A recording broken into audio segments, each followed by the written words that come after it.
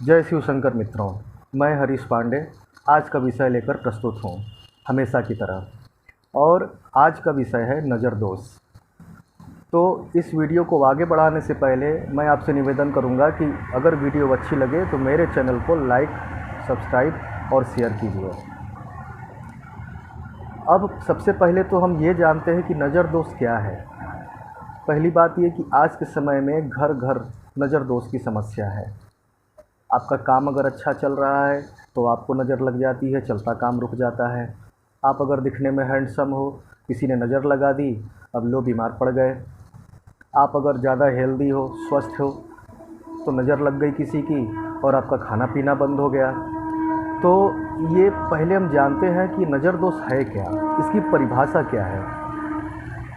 नज़र दोष कह लीजिए या नज़र लगना कह लीजिए, लोग तमाम उपाय इसके लिए अपनाते हैं और उन उपायों को अपनाने के बाद किन्हीं उपायों से लाभ मिलता है और किन्हीं उपायों से लाभ नहीं भी मिलता है। मैं आपको आज एक सटीक उपाय भी बताऊंगा, लेकिन पहले ये जान लेते हैं कि नज़र दोष है क्या।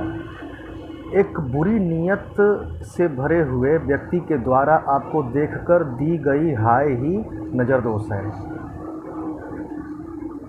अब किसी व्यक्ति ने देख लिया कि आप उससे बेहतर हैं, चाहे किसी भी मामले में, अब आपको देखकर मन ही मन आपके अहित की कामना करने लगा, आपको ईर्ष्या से देखने लगा। और इसी क्रम में अगर आपका आभा मंडल कमज़ोर हुआ तो आप उसकी नकारात्मक दृष्टि के लपेटे में आ जाएंगे और फिर आपकी परेशानियों का दौर शुरू हो जाएगा। तो नज़र लगाने वाले का आभा मंडल, उसकी दृष्टि में जिस प्रकार से नकारात्मकता है, उसी प्रकार से यदि आपका आभा मंडल सात्विक हो, तेजस्वी हो, आप अच्छी सोच के व्यक्ति हों, तो आप जल्दी ऐसे मतलब कि नकारात्मक तरंगों के प्रभाव में जल्दी नहीं आने वाले। ठीक है। तो इसीलिए जो व्यक्ति ईश्वर की उपासना करता है, साधना करता है, साधक है, वे अक्सर इस प्रकार के छोटे मोटे प्रॉब्लम से बचा रहता है। नज़र दोष उसे नुकसान नहीं पहुंचा पाते हैं।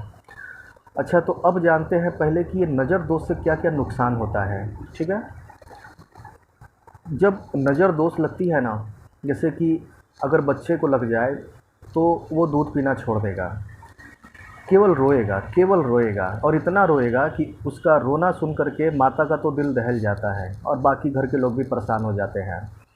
बड़ों को अगर नज़र लग जाए तो भूख लगना बंद हो जाती है। भूख लगना तो छोड़िए, भोजन करने की इच्छा ही समाप्त हो जाती है।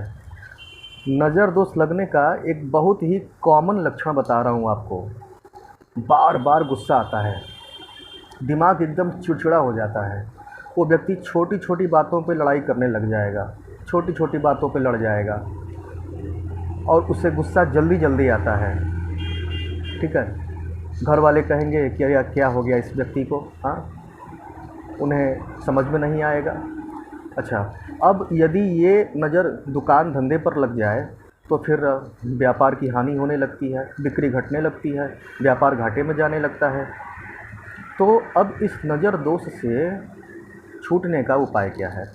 अगर आपने लक्षणों को पहचान लिया कि नहीं, ये नज़र दोष के ही लक्षण हैं, तो अब आप इस नज़र दोष को नष्ट करने पे लग जाइए। मैं बहुत ही आम टोटका बता रहा हूँ जो कि घर घर प्रचलित है। आम तौर पे तो माताएं केवल लाल मिर्च ले करके उसे आग में झोंक देती हैं सिर से उतार करके, लेकिन मैं इसमें कुछ चीज़ें बढ़वाऊँगा। वो सामग्रियाँ आप ध्यान से सुन लें। जिस किसी को भी नज़र लगी हो उसे सामने कर ले, गोबर के जो कंडे आते हैं उनमें आंच लगा ले कपूर की सहायता से।